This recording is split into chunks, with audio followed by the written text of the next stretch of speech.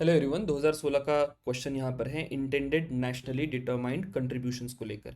अब ये जो टॉपिक है वैसे तो बहुत बेसिक टॉपिक है, but here you will have lot of content जो आप डेवलप करेंगे। मतलब आप आईएनडीसी जो पेरिस एग्रीमेंट में आता है उसके पीछे भी आपको देखना होगा कि क्या एग्जैक्टली मैकेनिज्म्स थे, और यहाँ से आगे कई सारी और नई कंसेप्ट आ चुकी है। इंडिया ने भी कई सारा कंट्रीब्यूशन इसमें करा है, तो वो भी आपको देखना होगा। तो content development is the key in this particular part two ensure कि आपके फ्यूचर के क्वेश्चंस बहुत सही हो रहे हैं।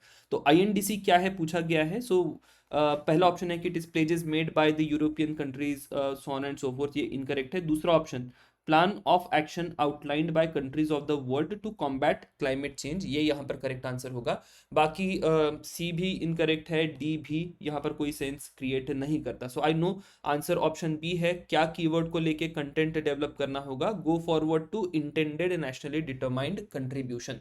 तो मैंने क्या किया है, पहले पार्ट में यहाँ पर आईएनडीसी एग्जैक्टली क्या है उसकी बात करी है। Next I have moved on to INDC की टाइमलाइन, यानी 1992 से लेके 2025 तक क्या सारी चीजें यहाँ पर देखी गई है उसकी यहाँ पर मैंने बात करी है फ्लो चार्ट में। एंड फर्दर इंडिया इस पर्टिकुलर एरिया में क्या कर रहा है, that is my last part. PYQs मैंने इंक्लूड नहीं करे, बाकी सिमिलर पीवाईक्यू जनरली मैं इंक्लूड करता हूँ, बट यहाँ पर स्पेस के कारण I have like left that particular part for next questions. So I just go forward to INDC. अगर आपको आईएनडीसी नहीं पता है तो उसको हम कहेंगे कि ये इंटेंडेड नेशनली डिटरमाइंड कंट्रीब्यूशंस है। Refer to the climate action plans that countries voluntarily submitted to UNFCCC ahead of 2015 Paris agreement. ठीक है, तो पेरिस अग्रीमेंट 2015 के पहले कंट्रीज ने ये यहाँ पर अपना एक प्लान रखा जिसमें वो ये बता रहे हैं कि आगे क्लाइमेट चेंज की जो भी सिचुएशन आएगी उसको लेके उनका एक्शन क्या होगा। फाइन। जैसे ही ये प्लान आ जाता है तो हमारे पास एक क्लैरिटी है कि हर एक कंट्री का इस पर्टिकुलर एरिया में कमिटमेंट क्या है, so that green house gases का रिडक्शन होगा और आप क्लाइमेट चेंज के लिए बेटर कंडीशन होंगे। ठीक है, तो 2020 के बाद ये सारे ही जो कंट्रीब्यूशंस है या डिटर्मिनेशंस है उनको इम्प्लीमेंट करना था, सो ऑन एंड सो फोर्थ। फिर उसकी अपनी एक टाइमलाइन है, I am not going into that timeline right now. बाकी इसके की फीचर्स क्या है, तो सबसे पहली बात यहाँ पर ध्यान में रखनी है कि दे आर वॉलंटरी कमिटमेंट्स, ये लीगली बाइंडिंग कमिटमेंट नहीं है। हर एक कंट्री अपना एक प्लान, अपना एक टारगेट यूएनएफसीसीसी में सबमिट कर रही है and that makes it voluntary. तो यहाँ पर कोई लीगल पनिशमेंट नहीं होगी अगर कोई कंट्री किसी एक पर्टिकुलर एस्पेक्ट को फुलफिल करने में फेल होती है तो। Then most importantly there is a case of transparency, क्योंकि हर एक कंट्री का एग्जैक्ट टाइम फ्रेम क्या होगा, बेसलाइन क्या है, क्या टारगेट्स है, वो हमें पता है। देन आप अगर इसका इंपॉर्टेंस देखें तो जैसे ही कंट्रीज अपना एक प्लान बनाती है, ग्रीन हाउस गैसेस को कम करने की कोशिश करती है, तो वी आर समवेयर टारगेटिंग कि हमारा जो टेम्परेचर राइज है, टेम्परेचर राइज को हम कहीं ना कहीं लिमिट करेंगे। 1.5 डिग्रीज का एस्पिरेशन है, बट ठीक है 2 डिग्री तक का यहाँ पर हम लोग टारगेट कर सकते हैं, और अगर वो हम करते हैं तो definitely we will be in a better position. So that is about what INDCs are, right. अब क्या क्या यहाँ पर सिचुएशन निकल कर आती है, so I move first and foremost to Rio Earth Summit. अगर आप रियो अर्थ समिट देखें तो यहाँ पर दो टर्म्स यूज होती है, annex countries and non annex country. ठीक है, एनेक्स टू भी कहा जाता है but better word here is non annex country. तो एनेक्स वन कंट्रीज कौन सी है, तो रियो का जो समिट होता है उसमें हम लोग ये आइडेंटिफाई करते हैं कि देयर आर डेवलप्ड कंट्रीज जिन्होंने कार्बन डाइऑक्साइड का एमिशन करा, और कार्बन डाइऑक्साइड का एमिशन करने के कारण they are responsible for the climate change, और उनकी जिम्मेदारी होगी आगे क्लाइमेट चेंज में जो भी कार्बन इमिशन रिडक्शंस करने हैं उसके बारे में। सो क्योटो प्रोटोकॉल आता है 1997 में, और एनेक्स वन कंट्रीज को एक लीगली बाइंडिंग टारगेट दिया जाता है सो दैट वो उनके जो इमिशंस है एमिशंस को रिड्यूस करे। So non binding annex two countries जो है या नॉन अनेक्स कंट्रीज जो है उनके ऊपर इस प्रकार की कोई बहुत ज़्यादा टारगेट्स नहीं होती। मेजरली जो लीगली बाइंडिंग टारगेट्स होंगे वो डेवलप्ड कंट्रीज पर ही दिए जाते हैं। 2005 में ये फोर्स में आती है सारी Kyoto protocol. Then we move forward to COP 19, Warsaw pact, Warsaw agreement जिसको कहा जाएगा। नाउ वार्सा अग्रीमेंट में पहली एक हिंट आती है कि there is something called as INDC, intended nationally determined contribution. तो यहाँ पर एक क्वेश्चन हो सकता है कि आईएनडीसी सबसे पहले आइडिया कहाँ पर कंसीव होती है, तो वार्सा में ये कंसीव होती है। उसके बाद में लीमा कॉन्फ्रेंस होती है, कुछ एक गाइडलाइंस प्रिपेयर होती है आईएनडीसी को लेके, और 2015 का जो पेरिस अग्रीमेंट है या पेरिस में कन्वेंशन होता है, वहां पर एक्चुअली ये अग्रीमेंट जो है या आईएनडीसी जो है वो सबमिट होना शुरू होते हैं। ठीक है, तो हम ऑफिशियली अब शिफ्ट हो रहे हैं एनेक्स 1 या एनेक्स 2 मैकेनिज्म से टुवर्ड्स एनडीसी या आईएनडीसी फ्रेमवर्क। नाउ रेटिफाई करते हैं 2016 तक, और जैसे ही ये रेटिफिकेशन हो जाएगा तो एनडीसीज जो है वो लागू हो जाएंगे या they will come into force. Now this there are two terms जहां जो यहाँ पर यूज हुई है, one is INDC, another is NDC. फिर क्वेश्चन ये है कि आईएनडीसी और एनडीसी में डिफरेंस क्या है। तो there is like intended nationally determined contributions and then NDC. तो जैसे ही आप प्लान सबमिट कर देते हैं, रेटिफाई हो जाता है, आईएनडीसी ऑटोमेटिकली बिकम्स एनडीसी। तो पहले आप इंटेंड कर रहे थे, अब आपने प्लान यहां पर पुट कर दिया है, तो you will be going forward to that particular thing. So इसीलिए फिर आईएनडीसी को हम बाद में बोलते हैं कि ये एनडीसीज है।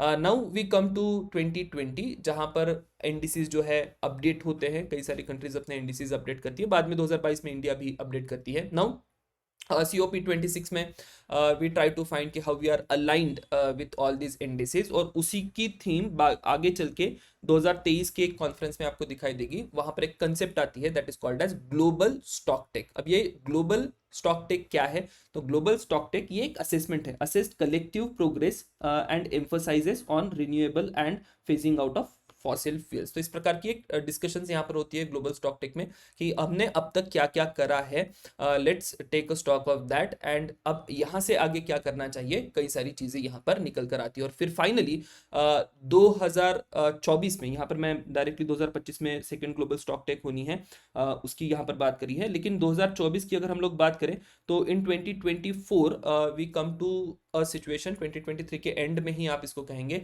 कि we now talk about transitioning from fossil fuels, right.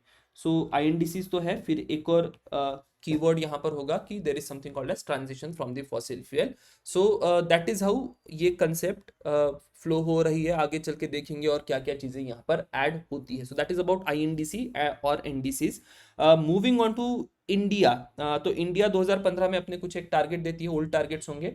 2022 में there comes a concept called as Panchamrit, right. अब ये जो पंचामृत है, ये 5 कुछ इंडिया टारगेट सेट करती है, नए टारगेट्स है, अपडेटेड टारगेट्स है टुवर्ड्स क्लाइमेट चेंज। अब यहाँ पर मैंने कैटेगरी दी है, किस कैटेगरी की ये क्लाइमेट चेंज है और क्या क्या उसकी डिटेल है। एमिशन इंटेंसिटी में हमारा पहले टारगेट था कि 33 to 35% हम लोग एमिशन इंटेंसिटी रिड्यूस करें बाय 2030, और हमारा बेस लाइन होगा 2005।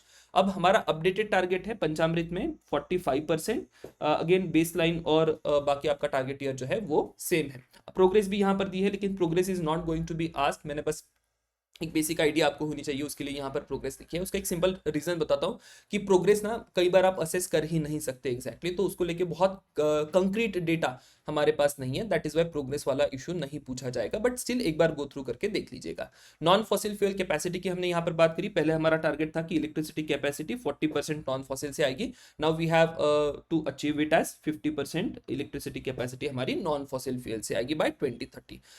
कार्बन सिंक की भी बात करी गई है, तो we are talking about creating of additional 2.5 to 3 gigatons of carbon sink, जो कि फॉरेस्ट और ट्री कवर से आएगा बाय 2030। देन कुछ एक नई कंसेप्ट भी यहाँ पर आपको आते हुए दिखाई देगी। नॉन फॉसिल एनर्जी कैपेसिटी की बात करी है तो हम लोग 500 गीगावाट का 2030 तक नॉन फॉसिल एनर्जी लेकर आएंगे। रिड्यूस करेंगे cumulative projected carbon emissions by 1 billion tons. ठीक है, ये एक लाइन ऑफ क्वेश्चनिंग हो सकती है कि 2030 तक हम लोग 1 बिलियन टन का कार्बन एमिशन रिड्यूस करेंगे।